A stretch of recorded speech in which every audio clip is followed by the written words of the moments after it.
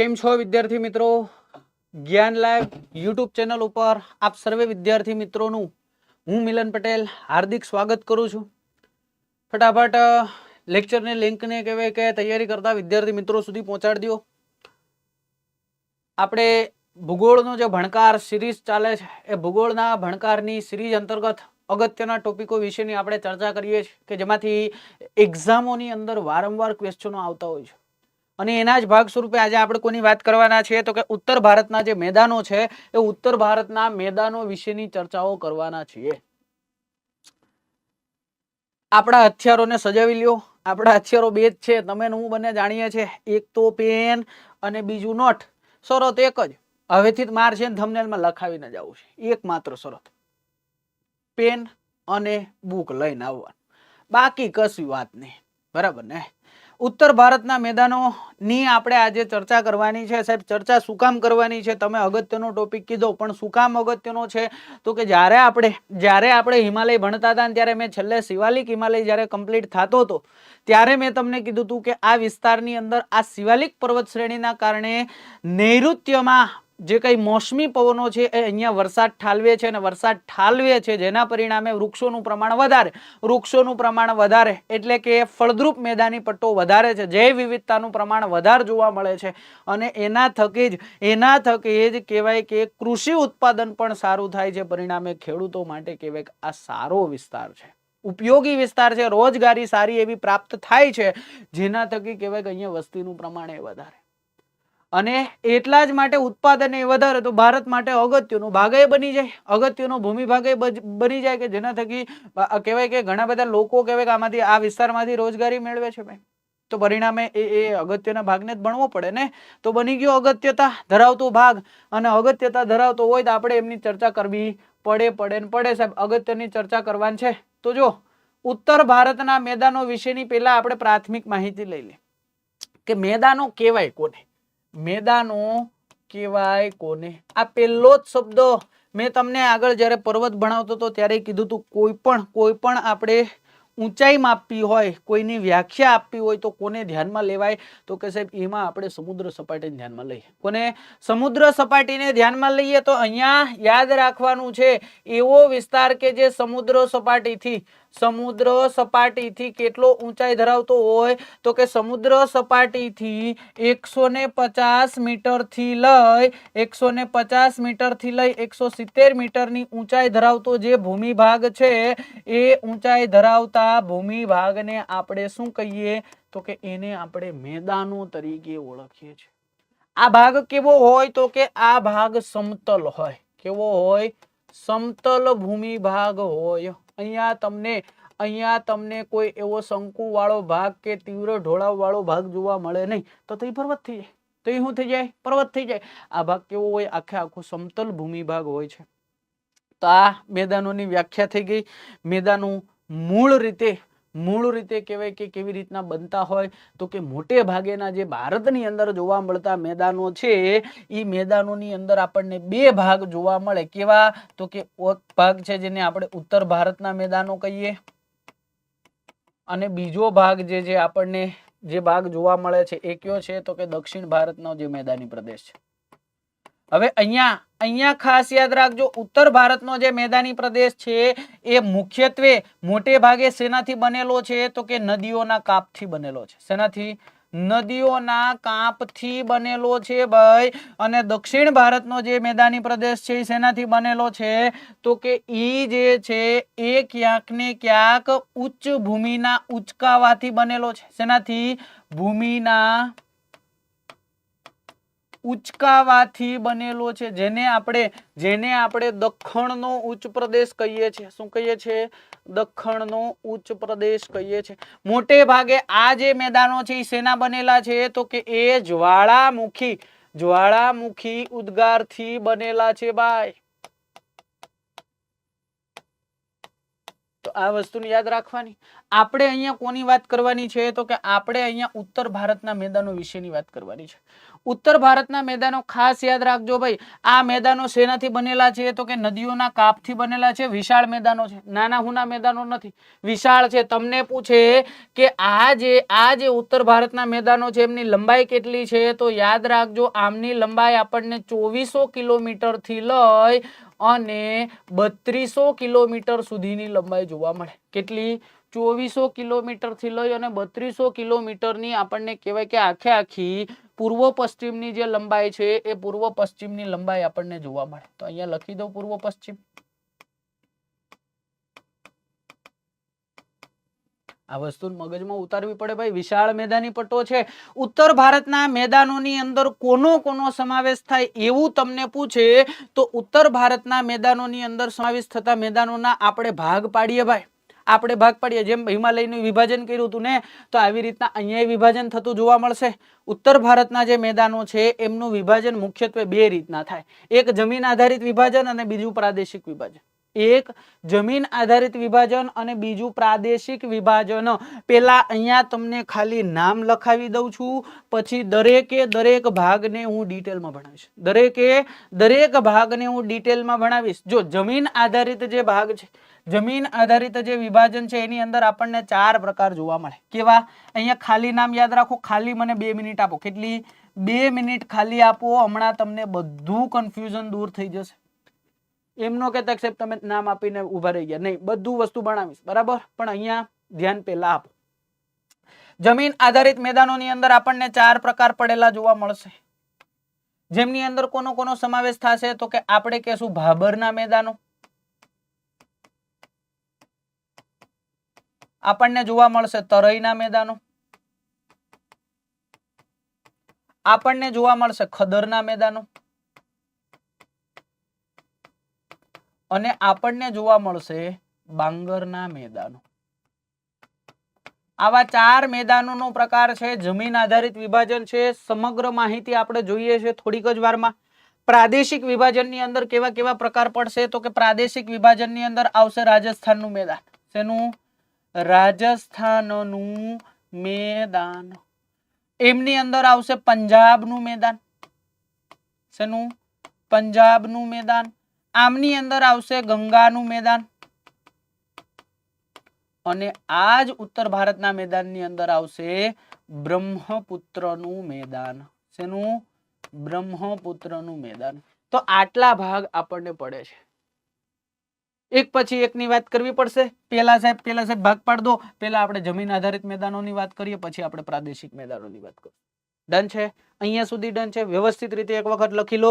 પછી આપણે આગળ વધીએ છીએ. આગળ વધશું એટલે પહેલો જ ભાગ આવશે કયો તો કે સાહેબ જમીન આધારિત મેદાન. જો અહીંયા તમને દોરીને જ સમજાવું. અહીંયા તમને હું દોરીને જ એટલા માટે સમજાવું કે ભાઈ હિમાલય લેક્ચર જેને જોયો છે એને ખબર છે કે અહીંયા કહેવાય કે આ શિવાલિક શ્રેણી છે. કઈ શ્રેણી છે?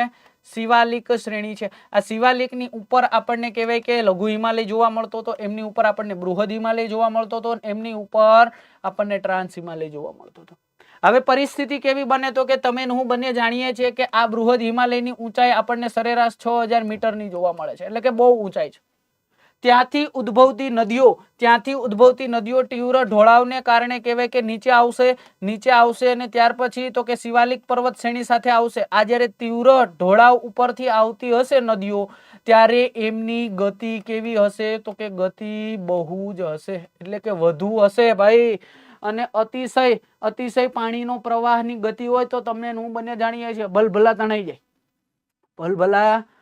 જાય. હારા કહેવાય કે આખે જો તો પેલો તાવતે વાવાઝોડું એવું ખબર હોય તો ઘણી જગ્યાએ પૂરની પરિસ્થિતિ સર્જાણી હતી. સ્લેપ વાળા આખા મકાનો તણાતા હતા. એટલે પાણી અને અગ્નિનો ભરોસો આમે કોઈ દી ના કરે. એ તમે હું બંને પહેલેથી સાંભળતા આવીએ છીએ. એને જાણકારી વગર એમાં હાથે નો નખાય અને પાણીમાં પગે નો નખાય. નહીતર ઈ ન કરે નારાયણ અઘરું સાબિત થઈ જાય. કેવું થઈ જાય? અઘરું સાબિત થઈ જાય. તો અહીંયા એ વસ્તુ યાદ રાખવાની છે ભાઈ. અતિશય ગતિના કારણે શું થશે? તો કે જ્યારે એ શિવાલિક પર્વત શ્રેણી ઉપરથી પસાર થશે એટલે શિવાલિક પર્વત શ્રેણીનું ખવાણ થશે, ધોવાણ થશે. એવું નહીં ખાલી શિવાલિક પર્વત શ્રેણીનું જ થાય, આગળ બૃહદ હિમાલયનું થતું હોય, અહીંયા થતું હોય, થોડું થોડું થતું હોય. હવે તીવ્ર ઢાળ આવે તો શિવાલિકનું વધારે થતું હોય. એનું કારણ છે ગતિ વધી જતી હોય. એટલે થાય શું ખબર? તો કે શિવાલિક પર્વત શ્રેણીથી જ્યારે નીચેના વિસ્તારની અંદર આવે છે એટલે હવે તો આપણે જાણીએ છીએ કે આ શ્રેણીથી નીચે આવશે એટલે હવે તો મેદાની પટ્ટો છે. કેવો છે? મેદાની પટ્ટો છે, સમતલ પટ્ટો છે. એટલે થશે શું? તો કે જે ગતિ હતી એ હવે ધીમે ધીમે મંદ પડી જશે. કેવી પડશે? મંદ પડી જશે. એટલે તમને પૂછે કે ઉત્તર ભારતના મેદાનોની શરૂઆત ક્યારથી થાય? તો તમારે ચોખ્ખું લખી નાખવાનું શિવાલિકની દક્ષિણેથી. શિવાલિકની તરત જ દક્ષિણેથી થાય અને ક્યાં સુધી? તો કે ભાઈ અહીંયા જે વિંધ્યાચલ પર્વત શ્રેણી છે, આ આખી વિંધ્યાચલ પર્વત શ્રેણી છે, અહીંયા તમે જોવો છો. તો વિંધ્યાચલ પર્વત શ્રેણી અને શિવાલિક પર્વત શ્રેણી વચ્ચેનો જે ભાગ છે એને આપણે કયા નામથી ઓળખીએ છીએ? તો કે એને અમે સાહેબ ઉત્તર ભારતના જે મેદાનો છે એ મેદાનો તરીકે ઓળખીએ છીએ. વ્યવસ્થિત રીતે સમજવાની ટ્રાય કરીએ તો જો આ કોઈ તીવ્ર ભાગ છે, તીવ્ર ઢોળાવ વાળો ભાગ છે. કેવો છે? તીવ્ર ઢોળાવ વાળો ભાગ છે. આ તીવ્ર ઢોળાવ વાળો ભાગ જેવો પદ છે એટલે સમતલ મેદાની પટ્ટો આવશે. સમતલ મેદાની પટ્ટો આવશે. 100% સાચી વાત છે. પછી ધીમે ધીમે ઢાળ જશે ને આ ક્યાં વહી જશે? તો કે આ વહી જશે કોઈક સમુદ્રને મળી જશે. આ તો તમે સમજી શકો ને, સમુદ્રની અંદર જ મળી જાય. હવે પરિસ્થિતિ કેવી બનશે? તો કે પરિસ્થિતિ અહીંયા જોશો ને એટલે ખ્યાલ આવી જશે. આ તીવ્ર ઢોળાવ છે, તમે જાણો છો. અહીંયા અતિશય વરસાદને કારણે અથવા તો અતિશય તેજ પવનને કારણે શું થશે? તો કે અતિશય તેજ પવન અને વરસાદને કારણે પાણીની ગતિ વધશે અને સાથે સાથે આ જે તીવ્ર ઢોળાવ વાળો ભાગ છે એનું શું થશે? તો કે એનું સાહેબ ખવાણ થશે. અહીંયા તમને નાનો દરેલો જણાય છે પણ આ છે કેવો? તો કે જો સરેરાશ 6000 મીટરની ઊંચાઈ એટલે કે 6 કિલોમીટર ઊંચાઈથી આવે છે. આ ખાલી ધાબેથી નીચે પેલા માળે નીચે પડ્યા ને તો ફાટ દેખાને નીચે પડીએ તો હેરાન થઈ જાય છે. એટલી ગતિ તમને તરત જ દર્શાય. આ તો 6 કિલોમીટર ઊંચેથી નીચે આવે છે અને એમાંય પાછું તીવ્ર ઢાળ. એટલે તમે સમજી શકો છો કે અહીંયાથી વહેતું જે પાણી છે એ એમની ગતિના કારણે આમનું ખવાણ અને ધોવાણ કરશે. એમની અંદર ખવાણના ભાગ સ્વરૂપે મોટા કાંકરાએ હશે, નાના કાંકરાએ હશે, મોટા વિશાળ ખડકોનું પણ અહીંયા કહેવાય કે નિક્ષેપણ થતું હશે, ખવાણ થતું હશે અને પોતાની સાથે લઈને આવતી હશે. નદીનો પ્રવાહ, આ સાથે અગત્યના ખનિજો પણ હશે, અગત્યના કહેવાય કે સેન્દ્રિય તત્વો પણ હશે. આ બધું અહીંયા તમને નદીઓની સાથે જોવા મળે. હવે અતિશય ગતિથી આવતી નદી જ્યારે મેદાની પ્રદેશમાં પહોંચે છે એટલે કે આ ઢાળ જ્યારે બંધ થાય છે ત્યારે શું થશે? તો કે ભાઈ આમની સાથે જે મોટા કાંકરાઓ છે ને, મોટા જે પથરાઓ છે ને એ હવે આગળ નહીં જઈ શકે. શું કામ નહીં જઈ શકે? તો કે હવે મેદાની પ્રદેશમાં આવી તો ગતિ પાણીની ધીમી પડશે ને, તીવ્ર ઢાળની સાપેક્ષે એ ધીમી પડશે એટલે થશે શું? તો કે નદીઓની સાથે આવેલા જે મોટા કાંકરાઓ છે ને એ મોટા કાંકરાઓ આ વિસ્તારની અંદર ફેલાઈ જશે. શું થશે? ફેલાઈ જશે. અને આ કાંકરાઓ કેટલા મોટા છે એ તમને જણાવી દઉં. આ બહુ વિશાળ મોટા છે. એક આખો ખડક આવતો હોય ને એવું તમને દેખાય. તો એ જ્યારે આ પ્રદેશની અંદર ફેલાય છે એટલે અહીંયા જે નાની નદીઓ જે છે એ આવે છે. નાની નદીઓ ઓછો પ્રવાહ છે એ ક્યાંક ને ક્યાંક આમની હેઠેથી તમને પસાર, આ કાંકરાઓની હેઠેથી પસાર થતો જોવા મળે. તમે જાઓ ને આ વિસ્તારની અંદર, આ વિસ્તારનો કાંકરાળો જે આ વિસ્તાર છે ને એને ક્યાં નામથી ઓળખાય? તો કે એને જો આપણે અહીંયા જ નામ આપ્યું એમને આપણે ભાબરના મેદાનો કહેશું. કેવા મેદાનો કહેશું? એને આપણે સાહેબ ભાબરના મેદાનો કહેશું. તમને પૂછે ભાબરના મેદાનો કેવા હોય? તો કે ભાબરના મેદાનો કાંકરાળ હોય. કેવા હોય? કાંકરાળ હોય. હવે કાંકરાળ હોય તો આમાં ખેતી થાય? એ ભલા માણસ, આમાં ખેતી થાય? નો થાય, કોઈ દી નો થાય. એટલે અહીં લખી નાખવાનું. આ કેવી હોય? તો કે આ બિનફળદ્રુપ હોય. આ કેવી હોય? બિનફળદ્રુપ હોય ભાઈ. અહીં ખેતી નો થાય, જરાય ના થાય. અહીંયા એક ક્ષેત્રનું નિર્માણ થાય જેને આપણે કહીએ છીએ પારગમ્ય ક્ષેત્ર. કેવું? પારગમ્ય ક્ષેત્ર. નો ખબર પડી સાહેબ? હમણાં જ કીધું ને કે પારગમ્ય ક્ષેત્ર એટલે બીજું કઈ નહીં. અહીંયા આ અતિશય મોટા પથરાઓને કારણે નદીનો પ્રવાહ આમની નીચેથી જતો હોય, જગ્યા હોય ને એ નીચેથી જતો હોય, નદીઓ દેખાતી જ બંધ થઈ જાય. મોટી નદીઓ હોય ને બહુ પાણી તો વળી કદાચ દેખાય, બાકી દેખાતી જ બંધ થઈ જાય. આ પાણી આ કાંકરાઓ નીચેથી જતી હોય. એટલે પારગમ્ય ક્ષેત્ર કે જ્યાં આપણને નદીઓનો પ્રવાહ દેખાતો નથી. યાદ રાખવાનું, આ જે વિસ્તાર શિવાલિકની દક્ષિણે તમે આવો ને, શિવાલિક હિમાલયની દક્ષિણે આવો એટલે કેટલો ખબર છે? 8 થી લઈ અને 16 કિલોમીટરનો જે પટ્ટો છે ને, એ પટ્ટો એમની અંદર આપણને આ ભાબરના મેદાનો. હવે થશે શું ખબર? તો કે આ નીચેથી પાણી તો વહે જ છે, આગળ પાણી વહે છે, 100% સાહેબ પાણી વહે છે. તો પરિસ્થિતિ કેવી થશે? જો અહીંયા થોડુંક આપણે લંબાવી દઈએ, કેમ કે આપણે 4 મેદાનો ભણવાનું છે ને.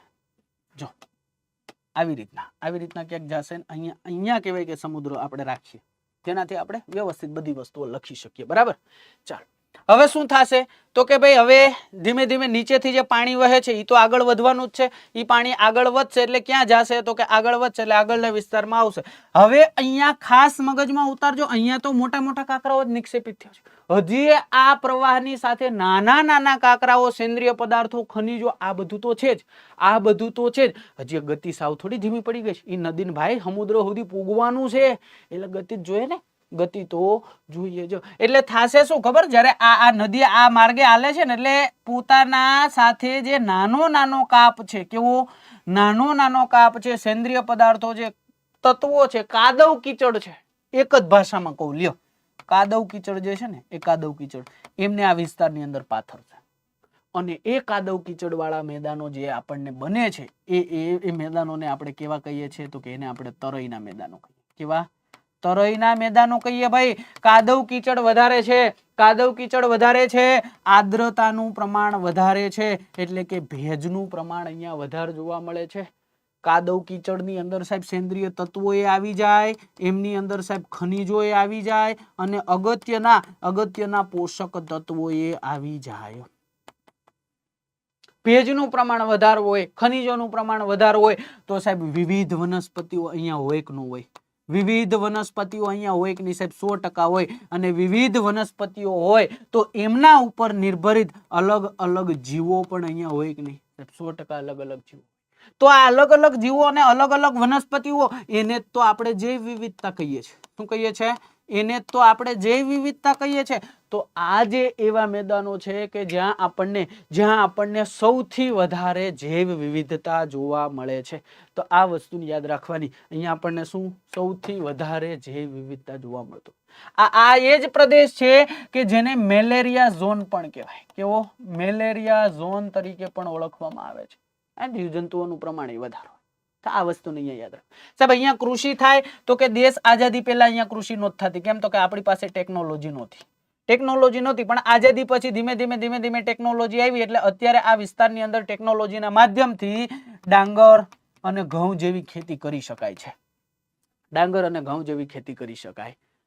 તો આ વસ્તુને અહીંયા મગજમાં ઉતાર દેવાની છે. હવે તો કે ભાઈ આગળ વધશે, નદીનો પ્રવાહ તો આગળ હજી ચાલુ જ છે. ધીમે ધીમે નદી પોતે આગળ વધી રહી છે, સમુદ્ર તરફ જઈ રહી છે. તો આપણે જાણીએ છીએ કે સમુદ્ર મળે નહીં ત્યાં સુધી નદી થાકે નહીં. તો થાકતી નથી. હવે શું થશે? તો કે નદી પોતાના પ્રવાહની સાથે આગળ વધતી હશે તો થાય શું? તો કે સમયાંતરે એમની આજુબાજુના વિસ્તારની અંદર સતત અને સતત કહેવાય કે કાંપ પાથરતી હોય. ભલે કેવો થોડો પણ પાથરતી તો હોય. અહીંયા બધો કાંપ કહેવાય કે આ તરઈના મેદાનમાં વહી જાય જરૂરી ના હોય. હજી એમની સાથે રહે. કેમ? તો કે હજી એક ગતિ તો કરવાની જ છે. એટલે સતત ને સતત પોતાની સાથે કાંપ પાથરતી હોય છે. અને એ જે કાંપ પથરાતી જમીન છે, આપણે અહીંયા કહી શકીએ કે અહીંયા નિરંતર સમયાંતરે કાંપ પથરાતો હોય. એટલે કાંપ હંમેશને માટે કેવો હોય? તો કે નવો હોય. એટલે આ જે કઈ વિસ્તાર છે ને આપણે કેવો વિસ્તાર કહીએ છીએ? તો કે નવા કાંપની જમીન કહીએ છીએ. કેવી? નવા કાંપની જમીન. જેને આપણે ક્યાં નામથી ઓળખીએ છીએ? તો કે જેને આપણે ખદર પ્રકારની જમીન કહીએ છીએ. કેવી? ખદર પ્રકારની જમીન કહીએ છીએ. મગજની અંદર આ જ ઉતારવાનું છે ભાઈ. નવા કાંપની જમીન છે. હવે ઘણી વખત એવી પરિસ્થિતિ બને ને કે ઉપરથી અતિશય વરસાદ પડ્યો, અતિશય પૂર, જો ધોધમાર વરસાદ પડ્યો તો અહીંયા પૂર આવ્યું. હવે પૂર આવે એટલે નદીની અંદર પાણીની કહેવાય માત્રા વધે એટલે આમ થઈ જાય કે નહીં? આખી નદી આમ વહેતી હોય આમ થઈ જાય કે નહીં? સાહેબ 100% થઈ જાય. પણ આ પૂર દરરોજ આવે, દર મહિને આવે? નો આવે સાહેબ. એકાદ વર્ષે આવે, અને ન આવે તો 2-3 વર્ષ સુધી એ ના આવે. 2-3 વર્ષ સુધી એ ના આવે એટલે પરિસ્થિતિ કેવી સર્જાય ખબર? જ્યારે પૂર આવ્યું હોય ને પૂર, ત્યારે આ વિસ્તારની અંદર કહેવાય કે કાપ પથરાય. આ વિસ્તારની અંદર અહીંયા તો સતત નિરંતર પથરાતો જ હોય, પણ પૂર આવ્યું હોય ને ત્યારે આ વિસ્તારની અંદર પથરાય. હવે પાણીનું કહેવાય કે વરસાદનું પ્રમાણ ઘટી જાય, પૂર સમેટાઈ જાય એટલે પાછી નદી પોતાના મૂળ પ્રવાહની અંદર આવી જાય. હવે પાછું અહીંયા કાપ ક્યારે પથરાય બીજી વખત? તો કે જ્યારે પૂર આવે ત્યારે. હવે એનું કઈ નક્કી હોય ને, એનો કોઈ અંદાજો હોય ને પાછું ક્યારે પૂર આવશે. એટલે અહીંયા સતત ને સતત આ વિસ્તારમાં કાપ પથરાતો નથી, એટલે કાપ અહીંયા કેવો થઈ જાય? જૂનો થઈ જાય. તો આ વિસ્તારને જૂના કાંપની જમીન કહેવાય. કેવી? જૂના કાંપની જમીનો કહેવાય. જેને આપણે કેવી જમીન કહીએ? તો કે જેને આપણે બાંગર જમીન કહીએ. કેવી? બાંગર જમીન કહીએ ભાઈ. તો યાદ રાખવાનું, નવા કાંપની જમીનને ખદર કહેવાય, જૂના કાંપની જમીનને બાંગર જમીન કહેવાય. બેસે મગજમાં? એકદમ બસ આ જ વસ્તુને મગજની અંદર બેઠાડવા છે. તમને પૂછે કે બાંગર જમીનની અંદર ખેતી થાય? હા સાહેબ ખેતી થાય, પણ અહીંયા સિંચાઈ જોઈએ. સિંચાઈ અહીંયા જોઈએ, નહીતર ના થાય. કેમ? તો કે પૂર થોડું કઈ દરરોજ આવવાનું છે ભાઈ, પાણી થોડું દરરોજ મળવાનું છે. પાણી એક વખત આવ્યું પછી તો 2-3 વર્ષ સુધી પૂર ના આવ્યો જ સિંચાઈ જોઈએ. યાદ રાખજો. સિંચાઈ માટે અત્યારે આપણે મુખ્યત્વે ભૂમિગત જળનો ઉપયોગ કરીએ છીએ, અને બાંગર વિસ્તારની અંદર આવી રીતના ભૂગર્ભમાંથી જળ કાઢવામાં આવે છે. તો એની સાથે અલગ અલગ ક્ષાર પણ આવે છે, અને ક્ષાર એ જે કહેવાય કે જમીન ઉપર પથરાઈ જાય છે, જમા થાય છે. પાણી તો પાછું નીચે ઉતરી જવાનું, ક્ષાર થોડા નીચે ઉતરે? નીચે ન ઉતરે. એટલે તો એ ક્ષારના પોપડા જામી જાય. તો બાંગર જમીનની અંદર આવા જે ક્ષારના પોપડા જામી જાય ને, એ વિસ્તારને આપણે રેહ પ્રદેશ તરીકે ઓળખીએ. શેના તરીકે? ફરીથી લખી દઉં, રેહ પ્રદેશ તરીકે ઓળખીએ. તો આ વસ્તુની યાદ રાખવાની. આવી જ જમીન ઉપર જો અતિશય વરસાદ પડે અને એની ઉપરની જે મુલાયમ પડ છે, ફળદ્રુપ પડ છે, એ જો ધોવાઈ જાય, તો અને જે બાકીનો પ્રદેશ વધે ને, એને આપણે રાહર કહીએ. શું કહીએ? રાહર પ્રદેશ કહીએ. એ બંને જગ્યાએ લાગુ પડે. નવા કાપની જમીનમાં લાગુ પડે, જૂના કાપની જમીનમાં લાગુ પડે. અતિશય વરસાદ આવ્યો હોય ને ઉપરનું ફળદ્રુપ પટ્ટો છે એ આખો ખવાઈ જાય, ધોવાઈ જાય આખો, અને જે પછી જે ભાગ વધે ને, એને આપણે ક્યાં નામથી ઓળખીએ? તો એને આપણે રાહર પ્રદેશ તરીકે. તો આટલી વસ્તુ તમારે અહીંયા યાદ રાખવાની છે. 4 ભાગ. ક્યાં 4 ભાગ? જો અહીંયા તમને દર્શાવી દઉં. 4 ભાગ. એક ભાગ જેને આપણે શું કીધું? તો કે આ આખો ભાગ છે, જેને આપણે ખદરના ભાબરના મેદાનો કીધા. જો અહીંયા લખેલો છે. બાકીનો આ જે ભાગ છે એને આપણે શું કીધું? તો કે એને આપણે કીધું તરાઈના મેદાનો. શું કીધું? તરાઈના મેદાનો. આ જે ભાગ છે એને આપણે ખદરના મેદાનો કીધું, અને આ જે ભાગ છે એટલે કે જૂના કાંપનો જે ભાગ છે એને આપણે બાંગરના મેદાનો. તો આવી રીતના જે ભાગ છે એને જમીન આધારિત મેદાનો કહીએ છીએ, જે ઉત્તર ભારતની અંદર આપણને જોવા મળે છે. બેઠે મગજની અંદર સાહેબ, એકદમ મગજની અંદર બેઠી ગયું છે. જમીન આધારિત વિભાજન અમે કમ્પ્લીટ જોયું. એ ભાઈ ટપો પડેશ ને કે નથી પડતો? કોમેન્ટમાં જરાક જણાવી દેજો. ટપો પડતો ના પાડજો, નહીં તો ના પાડજો. બંને ઓપ્શન છે. તમે હાએ પાડી શકો અને તમે નાએ પાડી શકો છો. વ્યવસ્થિત રીતે જોઈ લો તો હું પાણી પી લો. બરાબર?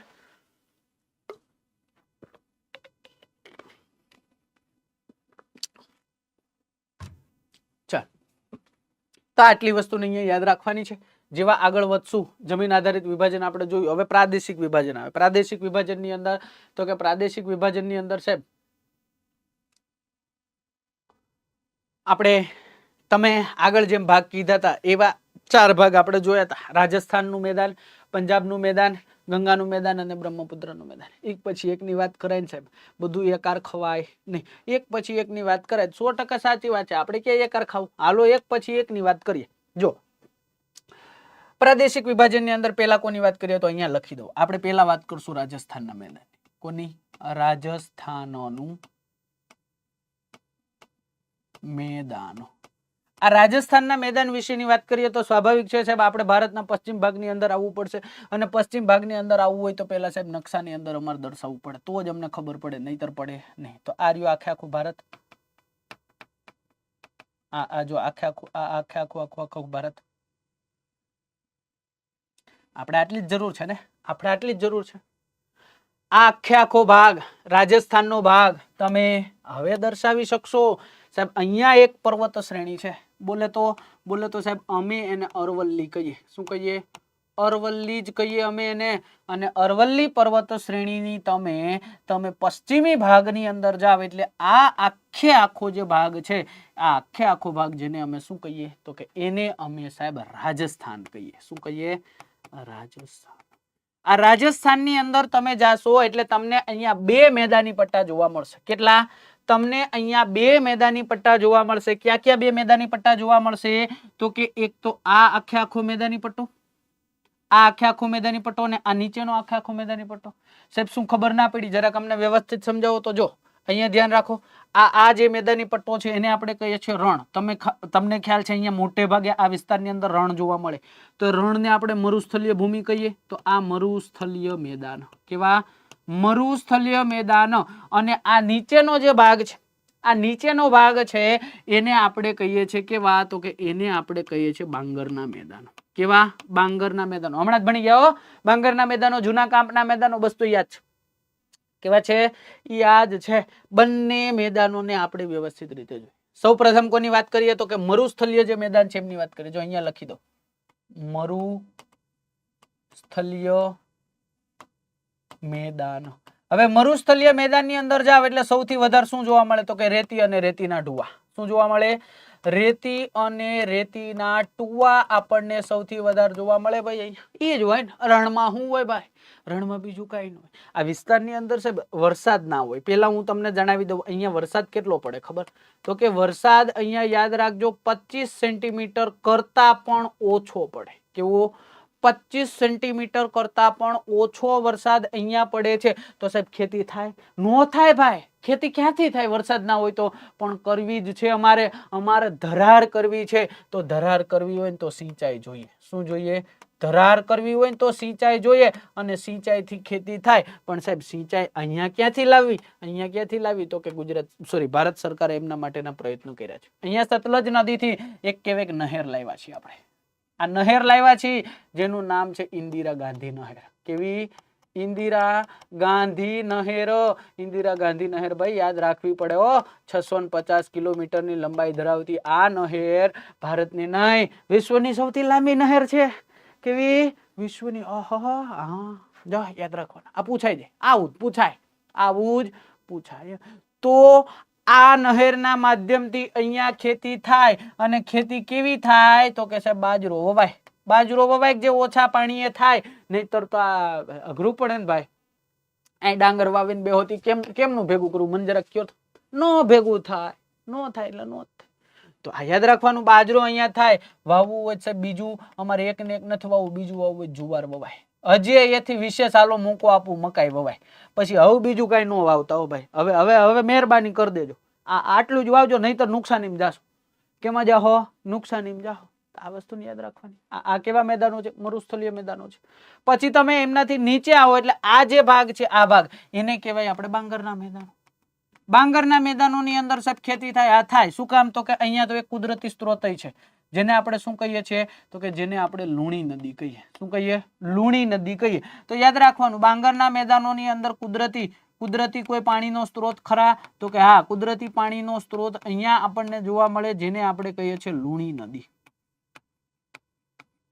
આ બાંગરના મેદાનો કેવા છે? તો કે જૂના કાપના મેદાનો છે. કેવા છે?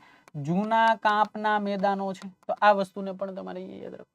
વરસાદ તો અહીંયા નથી થતો. અહીંયા 25 સેન્ટીમીટર કરતા ઓછો જ વરસાદ હોય. હવે અહીંયા વરસાદ ન થવાનું એકમાત્ર કારણ તમને કહું. જો આ અરવલ્લી પર્વત શ્રેણી છે ને એ રાજસ્થાનની અંદર વરસાદ નથી આવતો ને એનું કહેવાય કે મુખ્ય કારણ છે. સાહેબ ન ખબર પડી કેમ સમજાવો જરાક. તો જો અહીંયાથી કહેવાય કે વરસાદી પવનો આવે દરિયામાં. બીજી પેન લઈએ ક્યાંક વ્યવસ્થિત તમને દેખાય એવી. બરોબર ને? બ્લુ કલર રાખીએ. ચાલો અહીંયાથી કહેવાય કે એક આવે. કેમ બદલી નહીં ભાઈ? ચાલ અહીંયાથી કહેવાય કે નૈઋત્યના મોસમી પવનો આવે, વરસાદ લાવે. આ તો તમને ખબર છે. હવે થાય શું ખબર? જો આ પર્વત શ્રેણી આવી રીતના ફેલાયેલી છે. આ પર્વત શ્રેણી આખી આવી રીતના ફેલાયેલી છે એટલે વરસાદના પવનો સીધા વ્યા જાય. સીધા કે બાકાજી કે કોઈ આડું નડતું જ નથી, મારે ક્યાંય રોકાવાનું થતું જ નથી. આ સીધા ઉપર વયા જાય. અહીંયા તમને શિવાલિક પર્વત શ્રેણી દેખાય તો ત્યાં જઈને સીધા અથડાય. એ બીજી બાજુ ના જઈ શકે એટલે અહીંયા વરસાદ કરે. હવે આની અરવલ્લી પર્વત શ્રેણી જો આમ આડી હોત તો પવન ન જઈ શકત તો અહીં વરસાદ લાવત કે નહીં? વરસાદ લાવત ને સાહેબ? 100% લાવત. આ અરવલ્લી પર્વત શ્રેણી ને સમાંતર આ નૈઋત્યના મોસમી પવનો વહે ને એટલા માટે જ કહેવાય કે રાજસ્થાનમાં વરસાદ નથી આવતો. એ આડી હોત ને તો વરસાદ આવત. તો અહીંયા અરવલ્લી પર્વત શ્રેણી રાજસ્થાનના લોકો માટે આમ તો શાપરૂપ ગણાય ભાઈ. કેવી ગણાય? શ્રાપરૂપ ગણાય. આશીર્વાદ નો કહેવાય, શ્રાપ કહેવાય. ઈ જો આમ આડી હોત ને, આનો આજ જે પ્રદેશ છે રણ નો હોત ભાઈ, ફળદ્રુપ થઈ ગયો હોત. પછી તો ટેકનોલોજીના માધ્યમથી સેન્દ્રિય તત્વ નાખીને બનાવીને ભાઈ પછી થોડા મૂચી આપણે આ યુગની અંદર હવે મૂકી પછી પણ આ થોડુંક કુદરતે કહેવાય કે એમને પેલું રાખ્યું છે. તો હવે કઈ કરવાનું નહીં, બધું આવી સિંચાઈની સગવડો લઈ અને આપણે ત્યાં પણ કહેવાય કે માધ્યમ ઊભું કર્યું છે. તો આ થઈ ગયા રાજસ્થાનના મેદાનો, બે ભાગની અંદર વહેંચાયેલા છે. તમને પૂછે ને કે આ જે આખો મેદાની પટ્ટો છે યાદ રાખજો આ કેટલો ખબર છે? તો કે આ 550 કિલોમીટરની લંબાઈ ધરાવે. અને તમને પૂછે તો યાદ રાખજો કે આ જે મેદાની પટ્ટો છે 380 કિલોમીટરની પહોળાઈ ધરાવે. આ વસ્તુને યાદ રાખવાની, ફેક્ચ્યુઅલ ડેટા છે, થોડાક પૂછાઈ જાય નવાઈ નહીં. ઉત્તર દક્ષિણ તમને પૂછે ને 550 કિલોમીટરમાં ફેલાયેલો છે, આવી જ રીતના 380 કિલોમીટરમાં ફેલાયેલો છે. ડન છે આટલી વસ્તુ. તો આ રાજસ્થાનના મેદાનો છે. થોડાક આગળ વધીએ એટલે બીજો ભાગ આવશે જેને આપણે કહીશું પંજાબના મેદાનો. પણ સાહેબ આપણી તો એક જ પેટર્ન છે, ગમે એ મેદાન ભણાવો, દોરીને ભણાવવાના તો જ અમને ખબર પડશે, નહીતર પડશે નહીં. તો જો પંજાબના મેદાનો ભણીએ તો પંજાબ ક્યાં છે તમને ખબર છે? આ આખો જમ્મુ કાશ્મીરનો વિસ્તાર, આ આખો કહેવાય કે ભારત પાકિસ્તાનની બોર્ડર અહીંયા ક્યાંક બને. અને આવી રીતના તમે જુઓ તો સાહેબ આખો પ્રદેશ આપણને જોવા મળે. આપણે તો આટલી જ જરૂર છે, પણ છતાંય તમે કયો છો લ્યો થોડુંક આમ દૂર નાખું, બરાબર? એટલે તમને એમ ન લાગે કે સાહેબ હાવ શું વસ્તુ ગોરવાની છે અહીંયા? તો કે ભાઈ પંજાબના મેદાનો ભણવાના છે. પંજાબના મેદાનો વિશે ખાસ યાદ રાખજો, ખાસ અને ખાસ પંજાબના મેદાનો વિશે યાદ રાખજો. પંજાબના મેદાનો કેટલા ફેલાયેલા છે તમને પૂછે, પંજાબના મેદાનો કેટલા ફેલાયેલા છે તમારે કહી દેવાનું. આ 640 કિલોમીટર લંબાઈની અંદર ક્યાંક ને ક્યાંક ફેલાયેલા આપણને જોવા મળે છે. 300 કિલોમીટરની કહેવાય પહોળાઈ ધરાવે. કેટલી? 300 કિલોમીટરની પહોળાઈ ધરાવે. અહીંયા થોડુંક યાદ રાખજો ભાઈ, અહીંયા થોડુંક યાદ રાખજો. આ મેદાનો છે, આ મેદાનો એ 640 કિલોમીટરમાં જ ફેલાયેલા છે અને 300 કિલોમીટરની પહોળાઈ ધરાવે છે. થોડોક ડેટા ચેન્જ કરી નાખજો, થોડોક ડેટા ચેન્જ કરી નાખજો. એક્ઝામની અંદર માર્ક કપાવવો જોઈએ નહીં. રાજસ્થાનના મેદાનો અને પંજાબના મેદાનો ફેલાયેલા વિસ્તારની દ્રષ્ટિએ સેમ ફેલાયેલા છે. આ વસ્તુ યાદ રાખવાની. કેવા છે? એકદમ સમાન રીતે ફેલાયેલા છે. 640 કિલોમીટરની લંબાઈ ધરાવે. ઉત્તર દક્ષિણ પૂર્વ પશ્ચિમ 300 કિલોમીટરની પહોળાઈ ધરાવે. સેમ એવી જ રીતના આ મેદાનો પણ પંજાબના સેમ એટલા જ કહેવાય કે ડેટાની અંદર ફેલાયેલા છે, એટલા જ કિલોમીટરની અંદર ફેલાયેલા છે. સાહેબ કેવી રીતના આ આખા મેદાનોને આપણે વિભાજિત કરી શકીએ? જેમ રાજસ્થાનના મેદાનોને બે ભાગની અંદર વિભાજિત કર્યા એમ આ મેદાનોને પણ આપણે અલગ અલગ ભાગની અંદર વિભાજિત કરીએ છીએ. પણ ખાસ યાદ રાખજો અત્યારે પંજાબના મેદાનનો મોટો ભાગ ક્યાં આવેલો છે? તો કે મોટો ભાગ પાકિસ્તાનની અંદર ફેલાયેલો છે. બને છે કેની રીતના આ મેદાનો? તો કે આ નદીઓના કાપથી જ બને છે. તેનાથી બને? નદીઓના કાપથી જ બને છે. પણ સાહેબ એ નદીઓના કાપ તો કયો નદીઓ જો કયો અમને? તમારે તો હવે એ કેવું પડશે કઈ નદીઓ. તો જો અહીંયા આવી જાઓ, અહીંયા કહેવાય કે એક નદી અહીંયાથી ઉદ્ભવે આવી રીતના જાય. આ નદી એટલે કઈ? તો કે સાહેબ હવે અમને એ નદી ખબર છે, એને અમે સિંધુ નદી કહીએ. આવી રીતના એક નદી બીજી ઉદ્ભવે જેને કઈ નદી કહેવાય? તો કે જેને અમે સાહેબ જેલમ નદી કહીએ. આવી રીતના એક બીજી નદી ઉદ્ભવે જેને કઈ નદી કહીએ? તો કે જેને અમે ચિનાબ નદી કહીએ. આવી રીતના પાછી એક નદી ઉદ્ભવે જેને અમે કહીએ સાહેબ રાવી નદી. આવી રીતના એક બીજી નદી ઉદ્ભવે જેને અમે બિયાસ નદી કહીએ. અને આવી રીતના એક અગત્યની નદી બીજી આવે જેને અમે સાહેબ સતલજ નદી કહીએ. કેવી નદી? સતલજ નદી કહીએ. તો આ આખી 5 નદી અને સિંધુ અગત્યની કુલ 6 નદીઓ મળી અને એમના કાપથી આખા મેદાની પ્રદેશની રચના કરે જેને આપણે પંજાબનું મેદાન કહીએ. અલગ અલગ 5 ભાગની અંદર આન વહેંચેલી છે. કેટલા ભાગની અંદર? અલગ અલગ 5 પ્રકારના મેદાનોના નામ તમારે અહીંયા યાદ રાખવા પડે. જો પેલા નદીઓના નામ તમને લખી દઉં, નદીઓના નામ તમને લખી દઉં. આ નદી એટલે કઈ? તો કે સાહેબ આને અમે સિંધુ નદી કહીએ. આને કઈ કહીએ? જેલમ નદી કહીએ. આને અમે ચિનાબ નદી કહીએ. આને અમે રાવી નદી કહીએ. આને અમે બિયાસ નદી કહીએ. અને આને અમે સતલજ નદી તરીકે ઓળખીએ છીએ. હવે આ જે નદીઓની વાત કરીએ, જેમ તમને હિમાલયની અંદર મેં કીધું હતું કે ભાઈ અલગ અલગ નદીઓ વચ્ચેનો ભાગ છે, અલગ અલગ હિમાલયના નામથી ઓળખાય છે. તો સેમ અહીંયા પણ યાદ રાખજો અહીંયા પણ યાદ રાખજો કે ભાઈ અલગ અલગ નદીઓ વચ્ચેનો જે વિસ્તાર છે એ અલગ અલગ નદીઓ વચ્ચેનો વિસ્તાર અલગ અલગ કહેવાય કે મેદાની પ્રદેશથી ઓળખાય છે. જેમ કે સાહેબ સિંધુ, આ જો આ સિંધુ નદી અને જેલમ નદી વચ્ચેનો વિસ્તાર, આ એ અલગ નામથી ઓળખાય. જેમ કે સાહેબ બીજી વાત કરીએ તો કે આ આખે આખો જેલમ અને ચિનાબ નદી વચ્ચેનો આ આખે આખો વિસ્તાર, આ એ અલગ નામથી ઓળખાય ભાઈ. આવી જ રીતના તમે આવશો ક્યાં તો કે ચિનાબ અને રાવી નદી વચ્ચેનો આ જે વિસ્તાર છે એ અલગ મેદાની પ્રદેશથી ઓળખાય. બધા નામ લખાવો, હમણાં જ લખાવું જો તમે. આવી રીતના તમે રાવી અને બિયાસ નદીની વાત કરો તો આ એ આખું મેદાની પટ્ટો અલગ નામથી ઓળખાય. અને સેમ તમે અહીંયા આવી જાઓ તો આ આખે આખો મેદાની પટ્ટો છે તો એ અલગ નામથી ઓળખાય. અહીંયા સાહેબ નામ તો કયો, નામ સેજે અઘરા નથી ભાઈ, નામ સેજે અઘરા છે નહીં, નામ ઉપરથી છે. જો સિંધુ અને જેલમ નદી વચ્ચેનો આ પ્રદેશ પૂછે ને તમારે કહી દેવાનું આનું નામ છે સિંધ સાગર દોઆબ. કેવો? સિંધ સાગર દોઆબ. સિંધ સાગર દોઆબ એટલે બીજું કઈ નહીં. એક જ મિનિટ.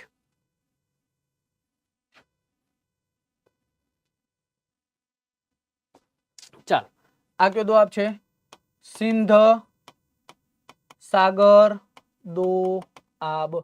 દોઆબ એટલે બીજું કઈ નહીં ભાઈ, દોઆબ એટલે બે નદીઓ વચ્ચેનો જે ભાગ છે એને આપણે દોઆબ તરીકે ઓળખીએ છીએ. દોઆબ તરીકે ઓળખીએ છીએ. તો આ વસ્તુને યાદ રાખવાની. એને આપણે સિંધ સાગર દોઆબ કહીએ છીએ. જેલમ અને ચિનાબ નદી વચ્ચેનો જે મેદાની પ્રદેશ છે જેને આપણે ચાજ દોઆબ કહીએ. કેવો? ચાજ દોઆબ. જો અહીંયા ખાસ યાદ રાખવાનું છે, અહીંયા ચિનાબનો ચ લઈ લીધો અને જેલમનો જ લઈ લીધો, ચાજ થઈ ગયું. રાવી અને ચિનાબ અથવા તો ચિનાબ અને રાવી વચ્ચેના મેદાની પ્રદેશની વાત કરીએ તો એ કેના નામથી ઓળખાય છે? તો એને આપણે કહીએ છીએ રેચના દોઆબ. કેવો? રેચના દોઆબ. આ રાવીનો લઈ લીધો, ચ ચિનાબનો લઈ લીધો. કાંઈ નવાઈ નથી. રાવી અને બિયાસ વચ્ચેનો પૂછે તો યાદ રાખવાનું બારી દોઆબ. કેવો? બારી દોઆબ. બ લઈ લીધો, ર લઈ લીધો, બારી દો. કાંઈ છે નહીં. તમને પૂછે બિયાસ અને સતલજ નદી વચ્ચે તો યાદ રાખજો બિસ્ત દોઆબ. કેવો? બિસ્ત દોઆબ. તો જો છે કાંઈ નવાઈ, બે નદીઓના નામ જ લીધા છે. તરત જ અહીંયાથી એવા ક્વેશ્ચન પૂછાય હો કે ભાઈ નદીઓના નામ એક સાઈડ આપી દે અને એક સાઈડ એ મેદાનોના નામ આપી દે અને પછી એમ કે ભલા માણસ જોડો જોડકા. ત્યારે આપણને ખબર હોવી જોઈએ સિંધુ જેલમ વચ્ચેનો પ્રદેશ સિંધ સાગર દોઆબ, જેલમ અને ચિનાબ વચ્ચેનો ચાજ દોઆબ, ચિનાબ અને રાવી વચ્ચેનો રેચના દોઆબ, રાવી અને બિયાસ વચ્ચેનો જે મેદાની પ્રદેશ છે ને બારી દોઆબ કહીએ, અને બિયાસ અને સતલજ નદી વચ્ચેનો જે દોઆબ છે એને આપણે બિસ્ત જલંધર દોઆબ તરીકે ઓળખીએ છીએ. બેસે મગજની અંદર આખે આખો મેદાની પ્રદેશ કેવો છે? તો કે આખે આખો મેદાની પ્રદેશ આ બધો છે એ ફળદ્રુપ મેદાની પટ્ટો છે જેમની અંદર કૃષિનું સારું એવું વાવેતર થાય છે. તમે હું બંને જાણીએ છીએ કે આ એ જ પંજાબનો ભાગ છે કે જ્યાં ઘઉંનું સારું ઉત્પાદન થાય છે. સારું ઉત્પાદન થાય છે. તો આ વસ્તુને અહીંયા યાદ રાખવાની. ઘણી વખત, એક વખત નહીં, કોઈ પણ એક્ઝામ ઉઠાવી લેવાની છૂટ, એમાં તમને આ પંજાબના હિમાલયના ભાગ સ્વરૂપે આ દોઆબના નામ પૂછાય છે. અને અહીંયા હું 100% શ્યોરિટી સાથે કહું છું કે પ્રશ્નો જોડકા સ્વરૂપે જ આવશે. એટલે તમારે બધા નામ યાદ રાખવા પડશે. સેલા છે ભાઈ. નામ નદીઓના નામ ઉપરથી એમના નામ પડી, એક એક અક્ષર લેવાનું છે, બાકી કાંઈ અઘરું છે નહીં. તો આ જે કઈ વાત છે એ કોની વાત છે? આ પ્રાદેશિક વિભાજનની અંદર અગત્યનું બીજું મેદાન કે જેને આપણે કયા નામથી ઓળખીએ છીએ? તો કે એને આપણે પંજાબનું મેદાન કહીએ છીએ. લખી દઉં છું અહીંયા, આ મેદાન એટલે પંજાબનું મેદાન. ચાલો ડન. અહીંયા સુધી એકદમ મગજની અંદર બેઠે. ચાલો સાહેબ આગળ વધીએ. પંજાબનું મેદાન જેવું કમ્પ્લીટ થશે એટલે વાત કોની આવશે? તો કે એટલે વાત આવશે હવે ગંગાના મેદાનની. કોની વાત આવશે? ગંગાના મેદાનની વાત આવશે. પણ સાહેબ તમારી પેટર્ન છે એ પ્રમાણે જ ચાલવાનું છે. આડું અવળું તમારે થવાનું થતું નથી. તો લ્યો આ નકશો, આ આખો નકશો તમને ખબર છે કે હવે આ સાહેબ રાતે ઉઠાડીને પૂછે ને તોય અમને ખબર છે, તોય ખબર પડી જાય છે.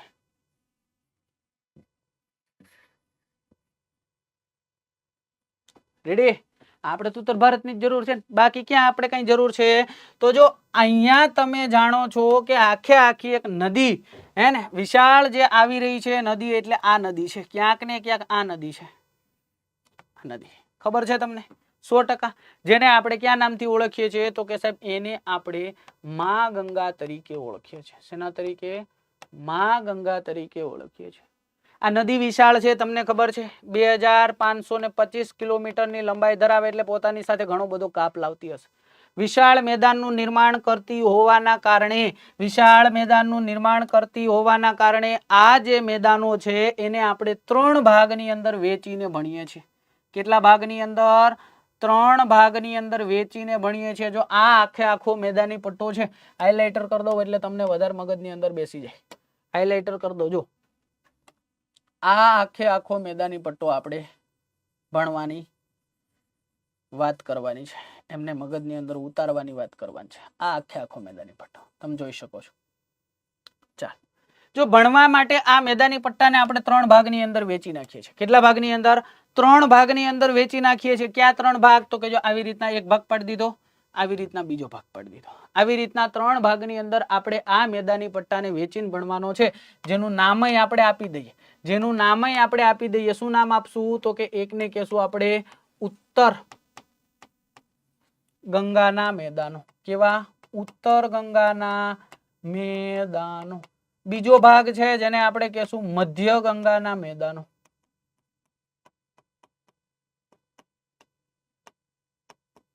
અને ત્રીજો ભાગ છે જેને આપણે કહેશું નિમ્ન ગંગાના મેદાનો. ચાલો ડન છે.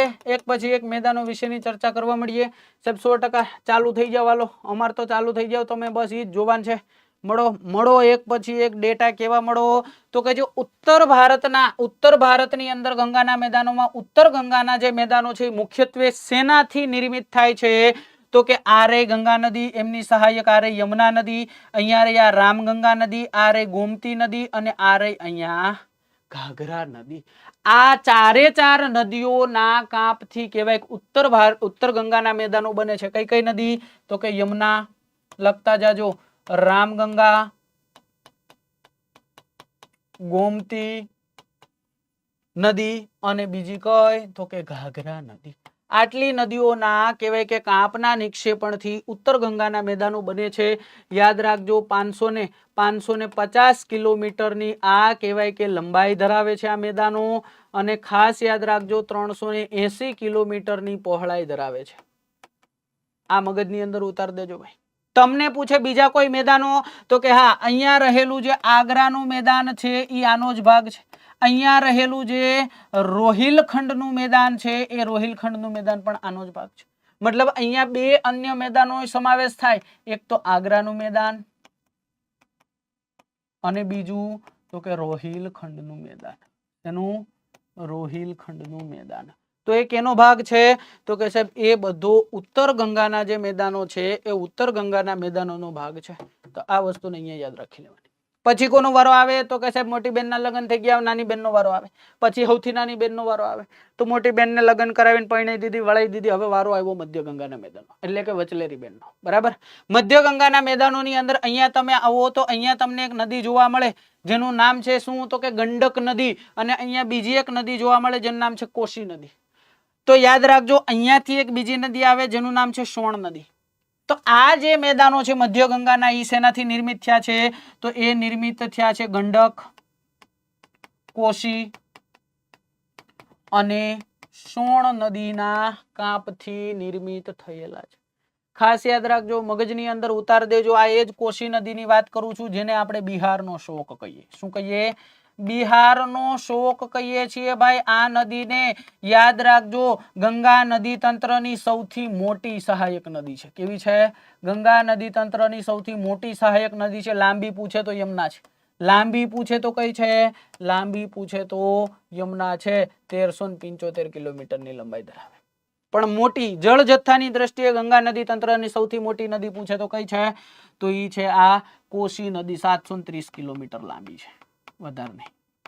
તો આ વસ્તુને અહીંયા મગજમાં ઉતારજો. આ આખે આખા જે મેદાનો છે એ મેદાનો ખાસ યાદ રાખજો.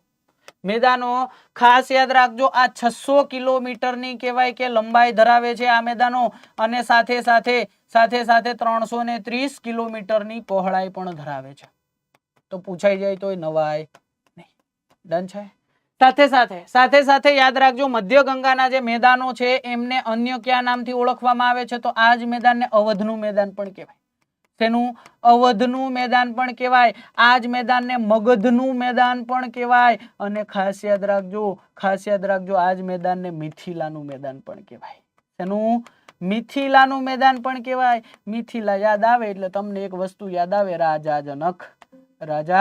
જનકની વાત આવે તો આ વસ્તુને અહીંયા યાદ રાખવાનું છે ડન છે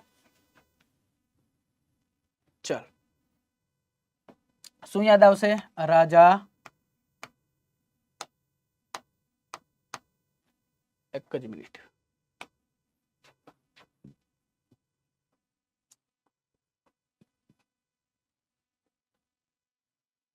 ક્યાં હતા અહીંયા આવી ગયા તો અહીંયા મિથિલા જેવું આપણને યાદ આવે એટલે રાજા જનક યાદ આવે સાહેબ રાજા જનક યાદ આવે એટલે માતા જે સીતા નો સ્વયંવર કહેવાય કે આ જગ્યાએ રચાયો હતો રાજા જનક ઘેર માંડવો સહેલડી રાજા જનક ઘેર માંડવો આ બસ તો એ જ વસ્તુને અહીંયા યાદ રાખવાની છે ડન છે તો આટલી વસ્તુ મગજમાં ઉતાર દેવાની છે ચાલો આગળ વધીએ નિમ્ન ગંગાના મેદાનો કઈ કઈ નદીઓથી બને તો યાદ રાખજો અહીંયા આપણને જોવા મળે મહાનંદા અહીંયા જોવા મળે દામોદર નદી તો આ દામોદર નદી છે મહાનંદા નદી છે તોરસા નદી છે એનાથી બને કઈ તો કે તોરસા નદી છે મહાનંદા નદી છે પછી તો કે દામોદર નદી છે એમના થકી કહેવાય કે આમનું નિર્માણ થાય તો આ વસ્તુને અહીંયા યાદ રાખવાનું છે મુખ્યત્વે અહીંયા ખાસ યાદ રાખજો અહીંયા આ જે મેદાનો છે એ આપણને 550 કિલોમીટરની કહેવાય કે લંબાઈની અંદર ફેલાયેલા જોવા મળે કે જે સરેરાશ 200 કિલોમીટરની પહોળાઈ ધરાવે છે કેટલી 200 કિલોમીટરની પહોળાઈ ધરાવે છે યાદ રાખજો આ વસ્તુ મગજની અંદર ઉતાર દેજો આ એ જ વિસ્તાર છે નિમ્ન ગંગાનો વિસ્તાર અહીંયા તમને જોવા મળે છોટા નાગપુર ખાસ યાદ રાખજો ખનીજોનું હૃદય કહેવાય આને ખનનનું હૃદય કહેવાય છે ભાઈ અહીંયાથી સારા એવા પ્રમાણમાં ખનીજો આપણને મળી આવે છે તો આ જે કઈ મેદાની પ્રદેશ છે એ કયો છે તો કે નિમ્ન ગંગાના મેદાનો છે 3 ભાગની અંદર વેચા ઉત્તર ગંગાના મેદાનો મધ્ય ગંગાના મેદાનો અને નિમ્ન ગંગાના મેદાનો 3 ભાગને વ્યવસ્થિત રીતે સમજવાના છે ક્યાંક આવી રીતના આપણને ફેલાયેલા જોવા મળે છે ડન છે અહીંયા સુધી મગજની અંદર વ્યવસ્થિત રીતે ઉતાર દો પછી આપણે આગળ વધશું બ્રહ્મપુત્રના જે મેદાનો છે એમના વિશેની ચર્ચા કરશું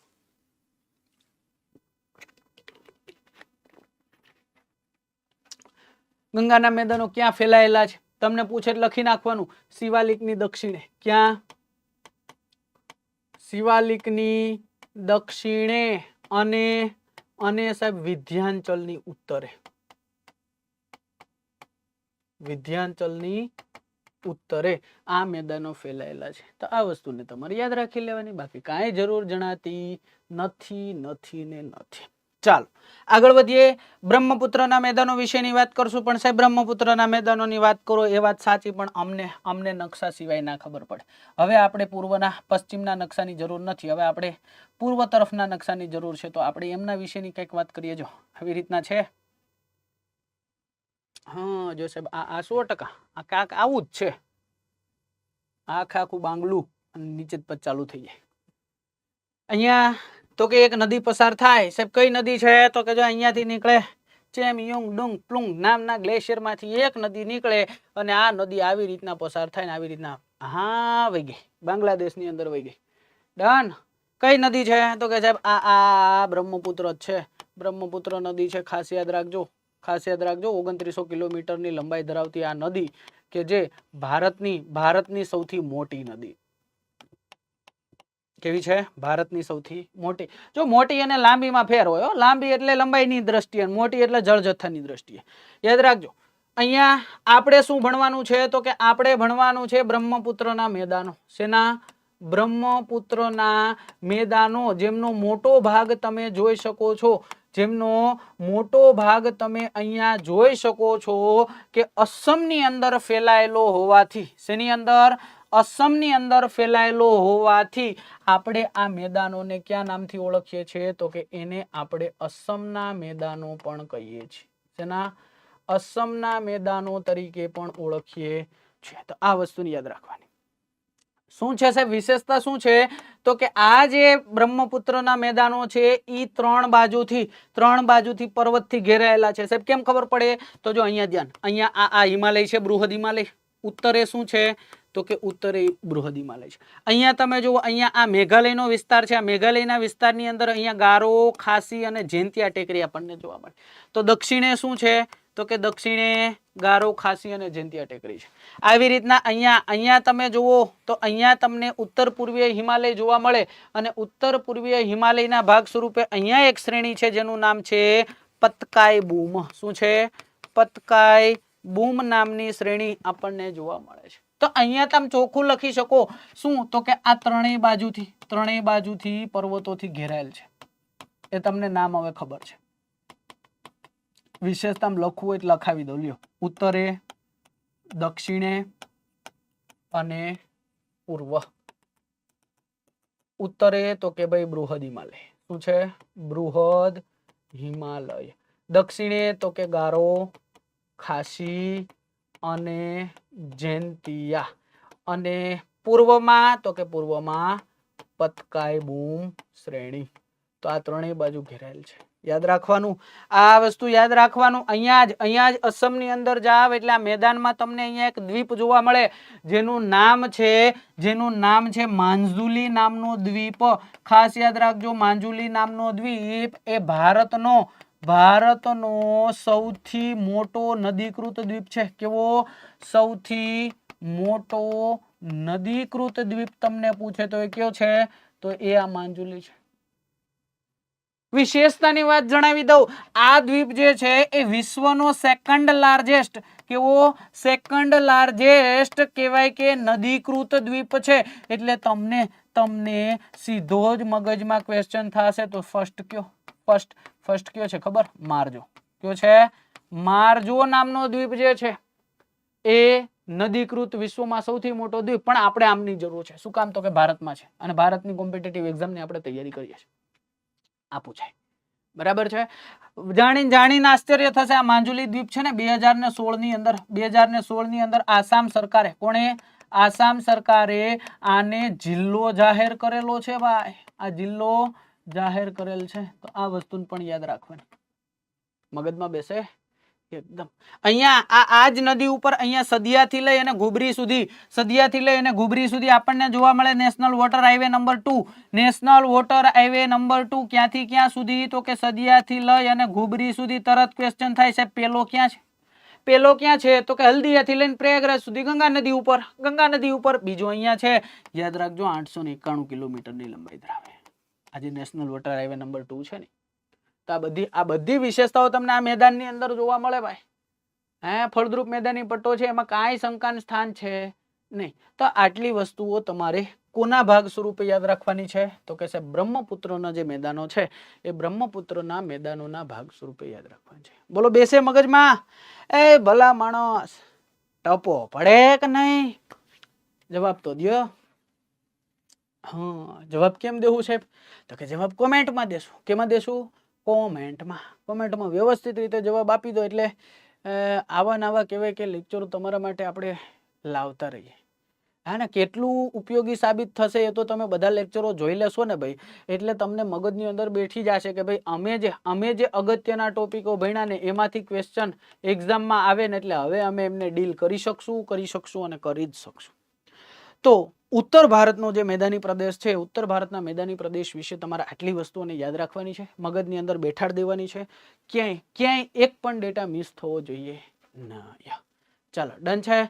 તો આજે કહેવાય કે આ જે ટોપિક ભણ્યા એ ટોપિકમાંથી કેવા ક્વેશ્ચનો પૂછાઈ શકે તો એ ક્વેશ્ચનો વિશેની પણ આપણે વાત કરીએ.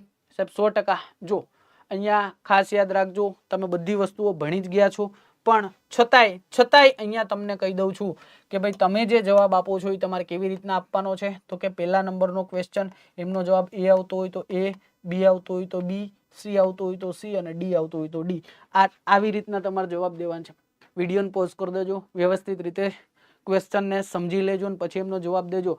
કોઈ કહેવાય કે તરત કહેવાય જોઈને અહીંયાથી સીધો જવાબ હું આપું જવાબ ન દઈ દેતા. હું તો દઈશ પણ તમારે 5 સેકન્ડ 10 સેકન્ડ વિડીયો પોઝ કરીને કોમેન્ટમાં જવાબ દેવાનો છે, પછી આગળ વધવાનું છે. બરોબર. સમુદ્ર સપાટીથી ખાલી જગ્યા મીટર સુધીની ઊંચાઈના ભાગને મેદાન કહેવાય છે. તો આપણને ખબર છે 180 મીટર સુધીની ઊંચાઈના ભાગને આપણે મેદાન તરીકે ઓળખીએ છીએ. મેં કીધું તો 150 થી લઈને 180 સુધીનો જે ભાગ.